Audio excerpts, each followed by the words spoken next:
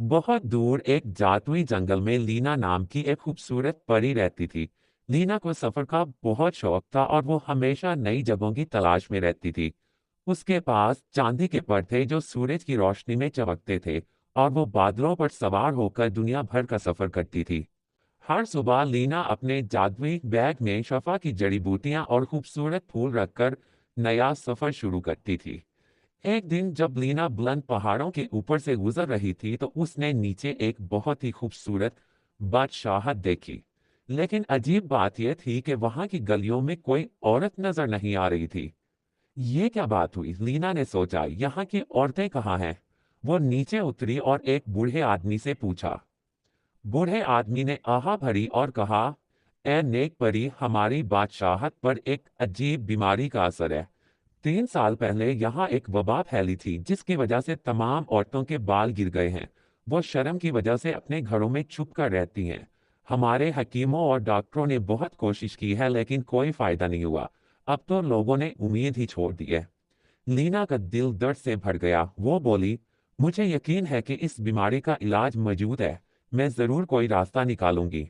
लीना ने अपनी जादुई किताब खोली जिसमें तमाम बीमारियों के इलाज लिखे थे। काफी तलाश के बाद उसने पाया कि सुनहरी शफा का फूल।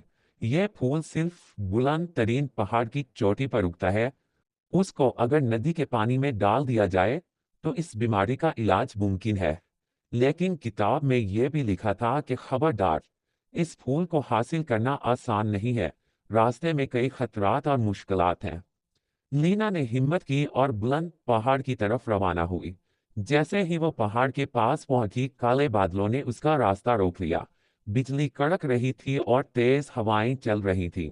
लीना के पर भीग गए और उसका उड़ना मुश्किल हो गया। मैं हार नहीं मानूंगी, लीना ने कहा, और अपने जादुई बैग से सूरज का फूल निकाला। उसकी रोशनी से काले बादल हट गए और रास्ता साफ हो गया। जब लीना पहाड़ के दरमियान में पहुंची तो अचानक शदीद बर्फबारी शुरू हो गई। ठंड इतनी तेज थी कि उसके पैर जमने लगे। लीना ने अपने दिल में बादशाहत की औरतों को याद किया जो अपने घरों में छुप कर रो रही थी। उसके दिल में गर्मी इतनी बढ़ी कि बर्फ पिघलने लगी। पहाड़ की चोटी के करीब पहुंचकर लीना को काले शैतान परिंदों का सामना हुआ। वो इस पर हमला करने लगे और चीखते हुए कहने लगे कि वापिस चली जाओ, ये फूल हमारा है।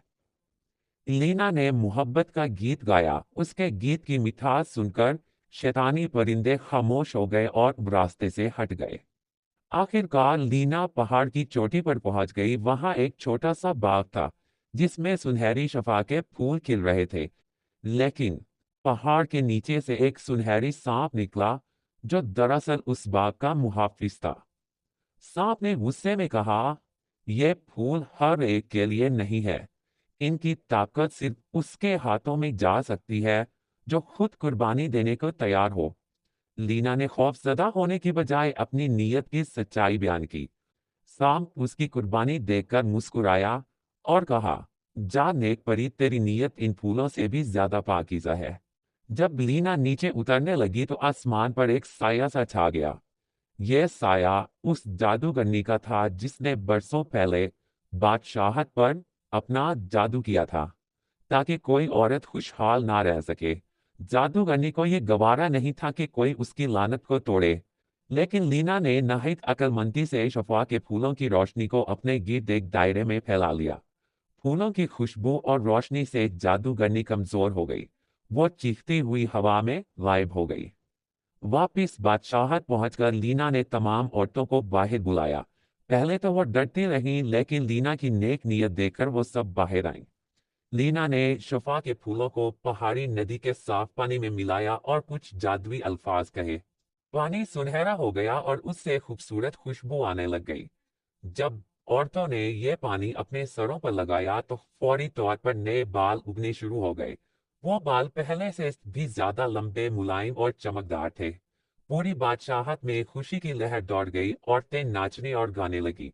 बच्चे खुशी से चिल्लाने लगे और मर्द अपनी बीवी बेटियों को देखकर खुश हो गए। बादशाह ने लीना का बहुत शुक्रिया अदा किया और कहा कि आप हमारी बादशाहत की मोहसिन हैं, जो चाहे इनाम मांगे। लीना मुस्कुराई और बोली, मेरे लिए आपकी खुशी ही सबसे बड़ा इनाम है। میں ایک مسافر پری ہوں اور میرا کام لوگوں کی مدد کرنا ہے۔ اس نے باقی شفا کے پھول عورتوں کو دے دیے تاکہ مستقبل میں ضرورت ہو تو وہ استعمال کر سکیں۔ اگلی صبح لینا نے اپنے چاندی کے پر پھیلائے اور نئے سفر کے لیے تیار ہو گئی۔